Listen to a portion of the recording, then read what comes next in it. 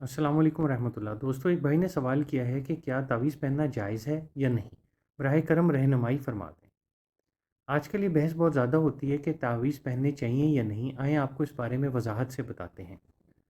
تعویذ کا پہننا شرعاً جائز ہے، جبکہ وہ تعویذ بھی جائز ہو، یعنی قرآنی آیات اور دعاؤں پر مشتمل ہو۔ شرکی الفاظ اگر اس میں ہوں گے تو ایسے تعویذ کو پہننا جائز نہیں۔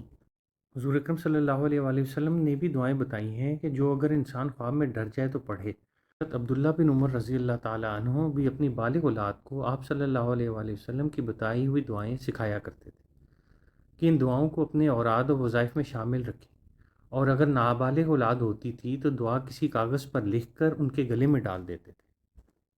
فتاوی شامی میں ہے کہ گلے میں تعویذ لٹکانا جائز ہے، جبکہ وہ تعویذ جائز ہو، یعنی کہ آیات قرآنی، اسماء الہیہ یا دعائیہ کلمات پر مشتمل ہو۔ بعض احادیث نبوی صلی اللہ علیہ وآلہ وسلم میں جو ممانعت آئی ہے ان سے مراد وہ تعویذات ہیں جو ناجائز الفاظ پر مشتمل ہوتے ہیں اور جو زمانہ جاہلیت میں کیے جاتے تھے۔ آج بھی اگر کوئی ایسے تعویذات لکھتا ہے جو شرکی اور ناجائز الفاظ پر مشتمل ہوں تو ان کا پہننا جائز نہیں، اور یہ کام بھی شرعاً جائز نہیں ہے۔ البتہ قرآنی آیات اور دعائیہ کلمات پر مشتمل تعویذ پہننا جائز ہے۔ امید کرتے ہیں کہ آپ کو بات سمجھ آ گئی ہوگی۔ اگلی ویڈیو پہ میں انشاءاللہ پھر ملاقات ہوگی۔ خدا حافظ۔